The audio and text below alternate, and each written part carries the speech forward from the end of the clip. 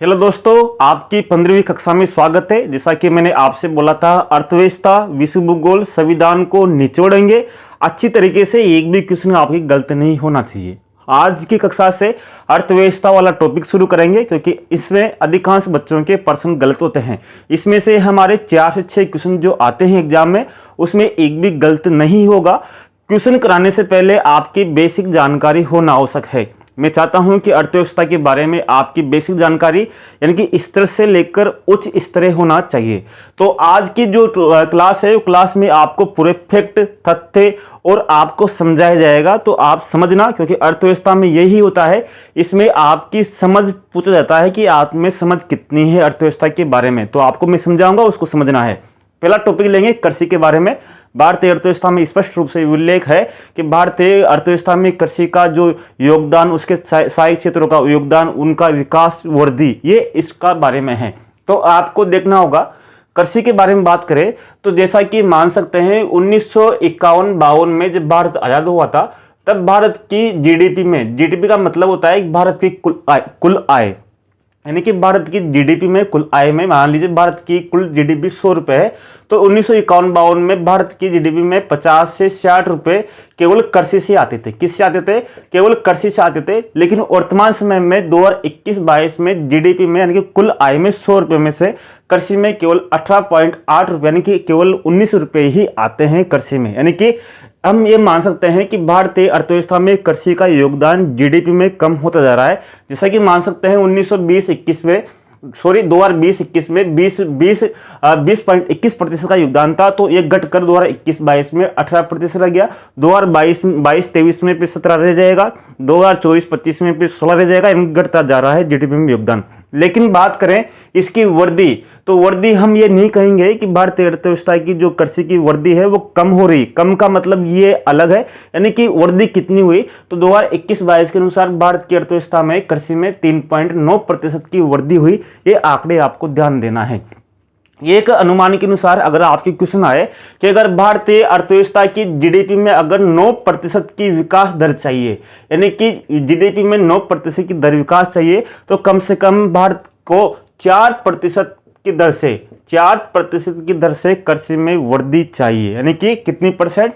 4% चाहिए, जो अनुकूल है, बिल्कुल लगभग 4% के लगभग वृद्धि कर रही है। अब आपको जीडीपी में जो 18.8% है, तो कृषि में, कृषि का मतलब ये नहीं है फसल, कृषि और सहायक क्षेत्र में ये 18.8 है, तो इसका कुल मिलाकर है। यदि कृषि में भी 4 क्षेत्र है भारत में, जैसे फसल, पशुधन, वानिकी, मत्स्य, यानी कि 4 क्षेत्रों का योगदान मिलाकर और भी है। लेकिन 4 मुख्य क्षेत्र है कृषि के, जिनके माध्यम से भारत की अर्थव्यवस्था में योगदान दिया जाता है।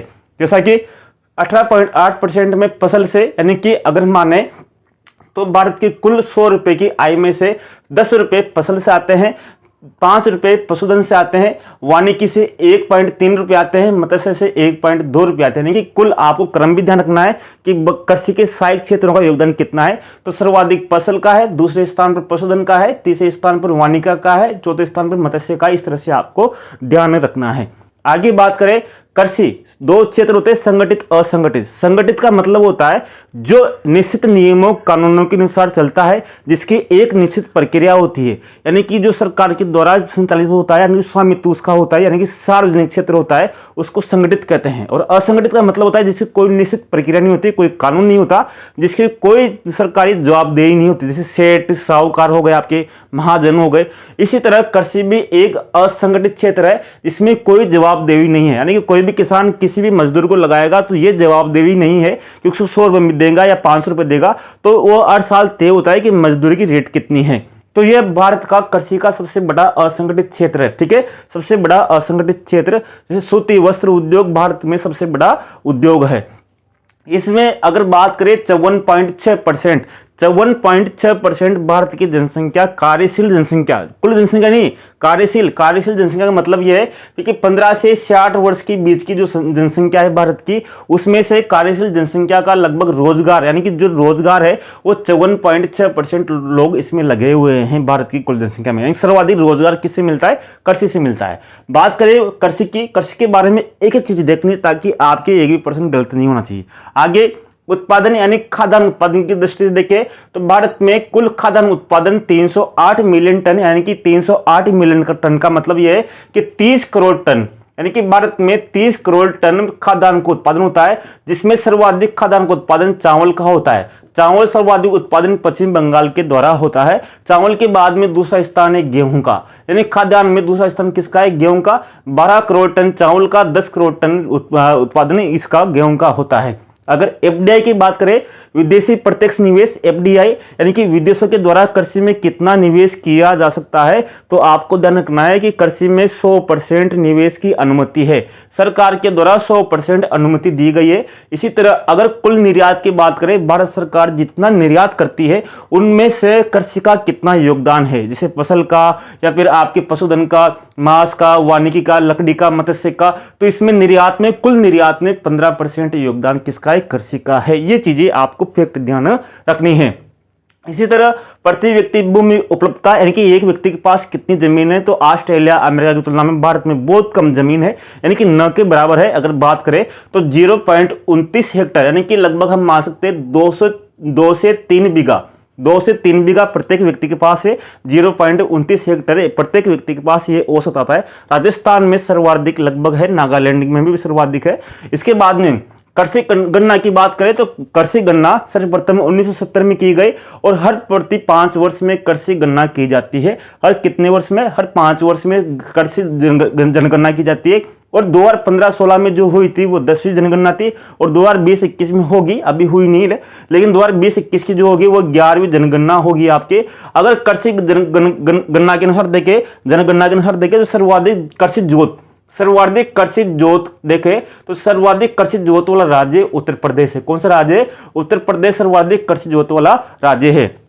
अगर कृषि में देखिए राजस्थान भारत में कौन कौन सी में प्रथम स्थान पर है? मोटे अनाज में है, सरसों में है, दालें में है, कुल तिलहन में है, न कि सोयाबीन में नहीं है। सोयाबीन में मध्य प्रदेश प्रथम स्थान है। कुल तिलहन में सर्वाधिक इसका स्थान है राजस्थान का है। अगर तिलहन की बात करें, श्री गंगानगर सर्वाधिक उत्पादन करता है, सरसों का भी उत्पादन वही करता है। कृषि मंत्री नरेंद्र सिंह तोमर है और राज्य कृषि मंत्री कौन है? कैलाश चौधरी, जो राजस्थान से संबंधित है। ये कुछ तथ्य हैं जो आपको ध्यान रखने हैं। उसके बाद में क्वेश्चन कराऊंगा और आपको ऐप में भी इसको डाल दूंगा, आप वहां से भी इसको ले सकते हैं, पढ़ सकते हैं, क्वेश्चन देख सकते हैं। इसके बाद में अब कृषि से संबंधित कुछ चीजें आपको देखनी। खाद्य प्रसंस्करण। खाद्य प्रसंस्करण का मतलब है कि जो कृषि है, कृषि के जो उत्पाद है उनको विनिर्मित करना या उनके कुछ उत्पाद बनाना, ये विनिर्माण में चला जाता है, इनके उद्योग क्षेत्र में चला जाता है, द्वितीय क्षेत्र में चला जाता है। खाद्य प्रसंस्करण देखें तो मेगा फूड और मेगा फूड के माध्यम से सरकार खाद्य प्रसंस्करण का उद्योग स्थापित कर रही है, जिसमें से भारत में अगर देखें तो राजस्थान का प्रथम फूड पार्क कहां पर स्थापित किया गया? तो अजमेर के रूपनगढ़ में स्थापित किया गया। अगर खाद्य प्रसंस्करण का देखें तो खाद्य प्रसंस्करण का विनिर्माण में लगभग 12.4% का योगदान है। मैंने यहां सब लिख दिया। अगर मैं आपको एक एक चीज लिखता तो आपके 15 मिनट का वीडियो आपके 1 घंटे का जाता, इसलिए अच्छा है कि आपको यहां पर लिख दिया। इसी तरह एमएसपी की बात करें, यानी कि न्यूनतम समर्थन मूल्य। न्यूनतम समर्थन मूल्य के लिए आपको पता है कि कृषि लागत और मूल्य आयोग की स्थापना 1965 में की गई। ठीक है, कृषि लागत और मूल्य आयोग की स्थापना 1965 में की गई और कृषि लागत और मूल्य आयोग की सिफारिश पर ही न्यूनतम समर्थन मूल्य दिया जाता है। न्यूनतम समर्थन मूल्य किसकी सिफारिश पर दिया जाता है? तो ये कृषि लागत और मूल्य आयोग की सिफारिश पर दिया जाता है। 1965 में इसकी स्थापना की गई। इसके बाद में ही प्रथम बार, यानी कि प्रथम बार ही 1965 के एक साल बाद में ही पहली बार 1966 में न्यूनतम समर्थन मूल्य प्रारंभ किया गया। 66 में, यानी कि 1966 में प्रथम बार गेहूं पर, कौन सी फसल पर? गेहूं की फसल पर प्रथम बार न्यूनतम समर्थन मूल्य ये निर्धारित किया गया। अब आपको क्वेश्चन बनाने हैं। ये क्वेश्चन मैं नहीं बनाऊंगा एलकेजी या यूकेजी की तरह, ये सब क्वेश्चन आपको बनाने हैं, क्योंकि इतने में क्वेश्चन बनाऊंगा तो बहुत लंबा वीडियो जाएगा।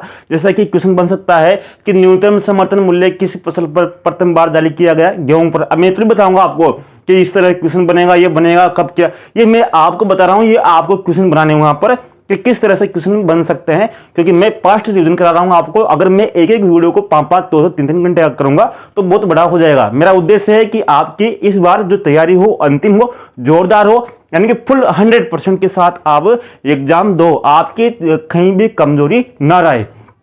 इसके बाद में अगर आपके न्यूनतम समर्थन मूल्य की बात करें, लगभग ये 23 फसलों पर दिया जाता है। कितनी फसलों पर? 23 फसलों पर दिया जाता है। अब कृषि से संबंधित कुछ चीजें हैं जो आपको याद रखनी है। वो कौन कौन सी है? ई नाम। ई नाम क्या है? ई नाम यानी कि इलेक्ट्रॉनिक। अगर ई आ जाए तो उसका मतलब है इलेक्ट्रॉनिक, यानी कि ई, जैसे ईमेल आ गया, आपके ई मित्र आ गया या ई वाणिज्य आ गया, उसका मतलब है कि ऑनलाइन। जिसके आगे ई आ जाए तो उसका मतलब है वो ऑनलाइन चीज है। तो इसी तरह ई नाम का मतलब है नेशनल एग्रीकल्चर मंडी, यानी कि जो मंडियां होती है, यानी कृषि बाजार है, जिसके माध्यम से एक ऑनलाइन पोर्टल है जिसके माध्यम से व्यापारी और किसान आपस में जुड़ जाएंगे, अपने किसान व्यापारियों के माध्यम से सीधे जुड़ेंगे और जुड़ने के बाद में जो आड़ती होते हैं उनकी भूमिका खत्म हो जाएगी। सीधे किसान व्यापारियों के माध्यम से जुड़ने के से उनके किसान व्यापारी से अपनी फसलों का भाव तय कर सकते हैं। कि यानी कि इसके माध्यम से, ई नाम के माध्यम से एक राष्ट्र और एक बाजार बनाना है। केंद्र सरकार का उद्देश्य है कि ई नाम के माध्यम से, एक पोर्टल के माध्यम से एक राष्ट्र एक बाजार बनाया जाए, किसानों व्यापारियों को जोड़कर। इसकी तरह नाबार्ड अब आपकी पूछा जाता है, सबको याद है कि कब स्थापना हुई? 1982 में। लेकिन आपको तारीख ध्यान रखना है, 22 जुलाई 1982 में स्थापना हुई। शिवरामन समिति की सिफारिश पर इसकी स्थापना हुई। लेकिन इसका मुख्यालय कहां पर है? मुंबई। लेकिन आपको ध्यान रखना है कि नाबार्ड कभी भी सीधे किसानों को ऋण नहीं देता है। आप एक कथन आएगा कि क्या नाबार्ड किसानों को ऋण देता है? नहीं, ये किसानों को ऋण नहीं देता, ये बैंकों को या सहकारी संस्थाओं को ऋण देता है। फिर उनके माध्यम से किसानों को ऋण मिलता है और ये दीर्घकालीन ऋण या मध्यकालीन ऋण देता है। लघुकालीन ऋण ये बिल्कुल भी नहीं देता। इसी तरह मृदा स्वास्थ्य कार्ड योजना कहाँ शुरू की गई? ये 19 फरवरी 2005 से शुरू की गई। कहाँ से शुरू की गई? सूरतगढ़ के, यानी श्री गंगानगर जिला है, वहाँ के सूरतगढ़ से ये शुरू की गई। और इसका उद्देश्य का ध्येय वाक्य क्या था? स्वस्थ धरा खेत हरा, स्वस्थ धरा खेत हरा। ये कुछ तथ्य थे। इन तथ्यों के माध्यम से अब मुझे विश्वास है कि आपकी कृषि से संबंधित जो जानकारी है वो लगभग थोड़ी मजबूत हो गई। कृषि क्या है, कृषि में क्या क्या आंकड़े हैं, ये आंकड़े याद करने के बाद में अब नेक्स्ट वीडियो में आपको प्रश्न कराऊंगा।